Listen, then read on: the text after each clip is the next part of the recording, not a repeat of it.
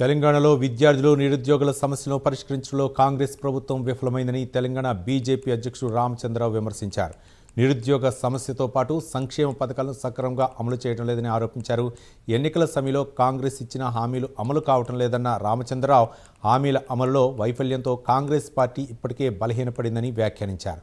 విద్యార్థులు నిరుద్యోగుల సమస్యలపై బీజేపీ పోరాటాన్ని మరింత ఉధృతం చేసిందని తెలిపారు. బీజేపీ తరఫున నిరసనలు, ర్యాలీలు, ఆందోళన కార్యక్రమాలను కొనసాగిస్తామని స్పష్టం చేశారు. విద్యార్థులు, నిరుద్యోగులు చేస్తున్న పోరాటానికి బీజేపీ పూర్తి అండగా ఉంటుందని తెలంగాణ బీజేపీ అధ్యక్షుడు రామచంద్రరావు వెల్లడించారు. తప్పకుండా ఉద్రిక్తమైన కార్యక్రమం తీసుకుంటాం. తప్పకుండా ప్రభుత్వం మెడ వచ్చేటటువంటి వాళ్ళ మీద ప్రభావం పడేటటువంటి వాళ్ళ మీద వేటు పడేటటువంటి ప్రయత్నం మేము చేస్తాము. ఎన్నో కార్యక్రమాన్ని రూపొందించడం జరిగింది. ఇది ఓన్లీ ఇనిషియల్స్. ఇంతకుముందు జిల్లాలలో కాలేజీలో ర్యాలీ అనే సంతకాలు అయిపోయినాయి.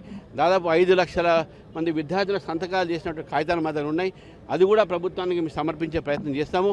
రేపు 2-3 రోజులు అయిన తర్వాత స్టేట్లో కూడా ఒక పెద్ద కార్యక్రమం చేయబోతా ఉన్నాం. దాని తర్వాత ఇందిరా పార్క్లో 1,00,000 మంది విద్యార్థులతో ర్యాలీ జరుగుతుంది. దాని తర్వాత అసెంబ్లీ ముట్టడి ఉంటుంది. ఇవన్నీ కూడా చాలా పెద్ద ఎత్తున ఈ కార్యక్రమం చేస్తుంది. దీంతోపాటు అనేక సమస్యలు ఉన్నాయి. 22A సమస్య ఉన్నది. దీంతోపాటు పెన్షనర్ సమస్యలు ఉన్నాయి, ఉద్యోగస్తుల సమస్యలు ఉన్నాయి. సర్పంచ్లకు 15th pay commission, finance commission సంబంధించినటువంటి యొక్క ఫండ్స్ రావట్లేదు. అవి కూడా సమస్యలు ఉన్నాయి. అనేక ఈరోజు రాష్ట్రం అయితే మొత్తం సంక్షోభంలో ఉన్నది. రాష్ట్రం ప్రభుత్వమే సంక్షోభం కాదు, ప్రజల యొక్క జీవితాలు కూడా సంక్షోభంలో ఉన్నాయి.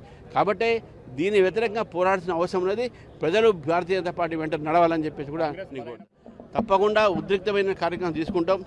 తప్పకుండా ప్రభుత్వం మెడ వచ్చేటట్టు. వైసీపీ హయాంలో క్రీడాకారులకు అన్యాయం జరిగిందని